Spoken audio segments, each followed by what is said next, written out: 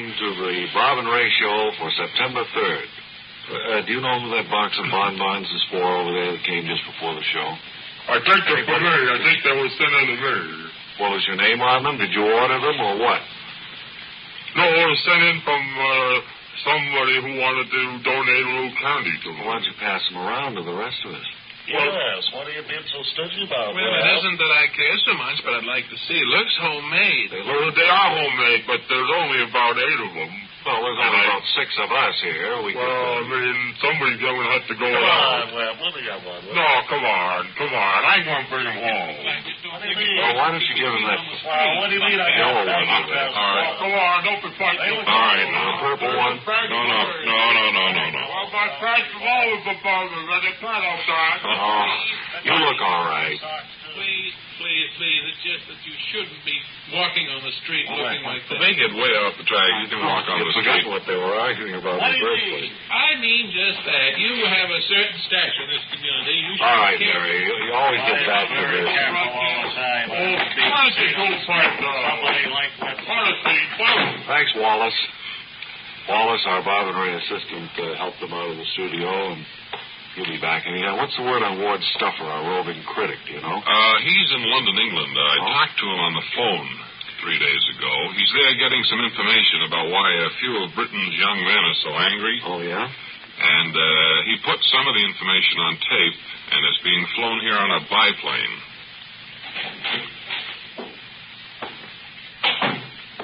You chaps, Bob and Ray? Yes.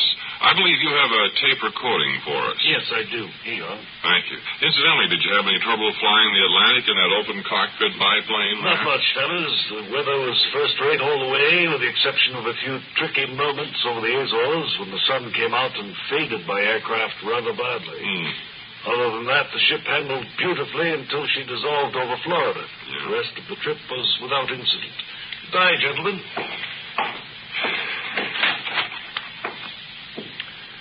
Crazy kid. Well, let's hear what Ward Stuffer has to say. Joe, will you put that tape right on, and let's hear it. Hello, this is Ward Stuffer, talking to you from the Baskerville Theater in London. Standing at my side is Basil Schwerin, playwright and angry young man.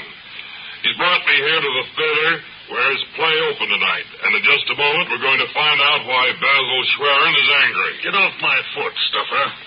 Well, that's only part of the reason he's angry. He's asked me to interview Sir Conrad Snipes, the actor who took the leading role in his play, so we could get to the real source of Mr. Schwerin's anger. Get on with it, Stuffer. Talk to Sir Conrad and be quick about it. All right, Basil. Sir Conrad, I suppose you're anxiously awaiting the reviews on tonight's play. Well, it's beautiful more times. Sir Conrad, I didn't completely understand what you said. I think it's the electric fan overhead. Now, let's move over No, it's not the twaddle, Stuffer. That's the way the man talks. It's the way he sounded on stage tonight. Is that true, Sir Conrad? Sir Conrad. Now do you see why we're angry, Stuffer? All the actors over here sound this way all the time. I don't even know why they bother to open the box office. And as for you, Sir Conrad, you deserve to be horsewhipped. Well, now, let's not lose our heads here. I came here to get at the truth. Basil, for all I know, the play you wrote might be a bad one. And that's what I wanted to hear from Sir Conrad, whether he thinks the play is good or bad. You'll get nothing intelligible out of that, Ninny. What he deserves is a rather sound battering about the head and ears. Calm down, Basil. Now, Sir Conrad, do you understand what I'm saying? No. All right, Sir Conrad, I prefer that you answer by blinking your eyes. 1 blink for yes, 2 blinks for no. Have you got that? That dirty beggar blinked 1 time. He understands. He's cunning, all right. Good. Now, Sir Conrad, the play that Mr. Schwerin wrote, do you think it's a good one? Along with whatever it is you're saying, Sir Conrad, you blinked your eyes twice, which means you thought the play a bad one. Now I see you're also raising your hand, making a fist, and Basil Schwerin and Sir Conrad Snipes are having, as they say over here, a good go at it. Claude, nameless old man. You're always misunderstood. You're about to get yours. This is Ward Stuffer at the Baskerville Theater in London, England, where we've just heard from an angry young man and an angry older one, too. Before my wheels and orders rearranged by flying cane, thank you for the report from Ward Stuffer on the situation in the theater in England at the moment. And now, chocolate cookies with white stuff in between them brings you another episode of Lawrence Fechtenberger, Interstellar Officer Candidate.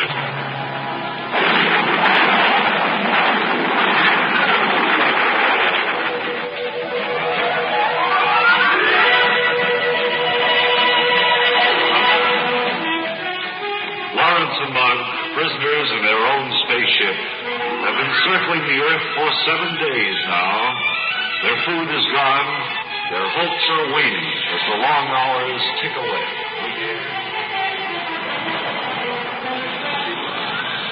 Alice, the sound is beginning to take its toll of me. Yeah, everything seems louder, Fechtenberger, for some reason. Everything is... Oh, Alice, I'm awfully hungry. Yeah, I am too. Finished the last of our grub this morning. You understand why you laugh, then? You like your old sneering South Alice. Well, I'm not really sneering. We're in too bad a predicament. I wonder how they're coming with that giant magnet they said they were working on to bring us down. Well, I don't know. Even if we knew how they were coming along, we didn't hear the Commandant's message of what we were to do. Try the radio again, Mellish. All right. It's our only chance. Boy, I'm sure getting sick of looking down there and seeing Australia every few hours. Calling Fechtenberger. Calling Fechtenberger. This is the Commandant. Can you hear me? No, I know you can't hear me, but we're working on the magnet to bring you down. In the meantime, we're going to do something about getting some food up to you. Oh, did you hear that, Mellish? They're working on getting some food up to us. Oh, boy. How could they possibly do that? Now listen, Fechtenberger, listen closely. Your mother and father are here, and we're going to send some food into your spaceship by way of a rocket.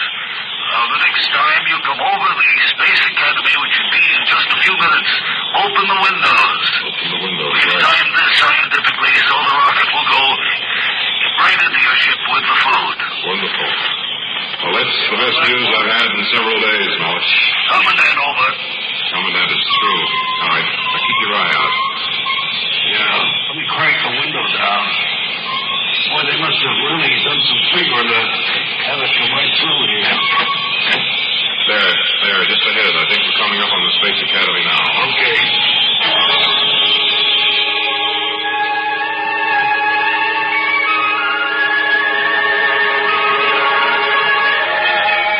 Meanwhile, at the Space Academy, Lawrence Fechtenberger's mother and father stand by expectantly as the Commandant listens to the final order. So I just didn't bother to toast them. They're just bacon, tomato, and lettuce sandwiches on plain white bread. Well, I'm sure that your son will enjoy them, and so will Mug Mellish. Well, they certainly need it. I've got to check some of the details here. Excuse me, Mr. All right. They're due over any moment now, Pa. Yes, Mom? Isn't it exciting here? Stand by. Oh, 2 minutes. Well, you know I had Got time. about 2 minutes, Mr. I had time to toast those sandwiches after all. Oh, it's too late now, Ma. Yeah. I hope they time it out. Yes, here they come. Now, ready for the countdown. You'll all stand by. The rocket is loaded, isn't it? 20, aye, sir. 19, Fine. 18, 17, 13, 15, 14, 13, 12, 11, 10, 9, 8, 7, 6, 5, 4, 3, 2, 1, 0. Go. Strong target, too.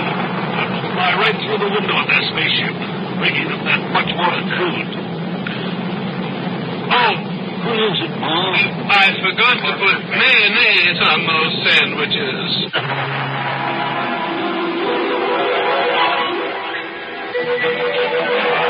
So the food-bearing rocket is on its way to Lawrence and Mellish in their spaceship. When it flies through the window, they'll be greeted with bacon, lettuce, and tomato sandwiches once again. In the meantime, work goes on in the giant magnet.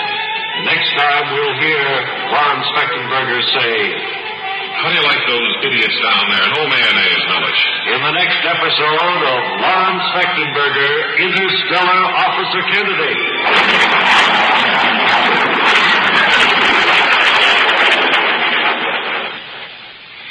We have word today from Arthur Schrank. Arthur is down in Houston, Texas, visiting our good friends at our CBS station there, KTRH. And I think he's standing by now. Unfortunately, they don't have any fish anymore. No, he doesn't have much of anything. But he says he's going to spring a real surprise on all the gang there at KTRH and all the people who are there at the auditorium in Houston. All right, let's call in the auditorium and our Smelly Dave announcer, Arthur Schrank. This is Arthur Schrank here at the auditorium studio of KTRH in Houston. Standing beside me is manager William C. Bryant. Mr. William Bryant, what do your friends call you for short? Well, Arthur, they call me Bill. Oh, wow. Well, Bill, may I call you Bill? I'd be happy if you did, Arthur. Thank you. We have a wonderful surprise for all your clients and sponsors here in the auditorium studio, sir. We have a 1928 Rio Flying Cloud that is here in lieu of Smelly Dave, the great huge dead whale. A real one? A real flying cloud? I haven't seen one of those since 1928. Well, sir, not only will you see it, but I'm going to jump in it, turn on the ignition key, and rev it up so that everybody can hear the wonderful old sound of that car. Did you hear that, folks? Friends, did you hear what Arthur Schrank is going to do? He's already doing it. He jumped into this automobile, this vintage car that he's brought all the way to Houston. He's trying to start it right now. Patience, sir. Having trouble there, Arthur. It's been a long time since this motor was turned over. I should say so. Oh, boy. Well, what can you expect? Hey! Wait, he's done it, ladies and gentlemen. Arthur has started the car, and I think let's give him a little tribute, a little hand. Do you like it, folks? They do like it, Arthur. Oh, boy. I'm very pleased about it, too. Bob and Ray, did you hear that? They loved it here in Houston. They loved it. All right. Good. Nice coverage again, Arthur, and our time is just about up. We'll see you tomorrow. Till then, this is Ray Goulding reminding you to write if you get work. Bob Elliott reminding you to hang by your thumb.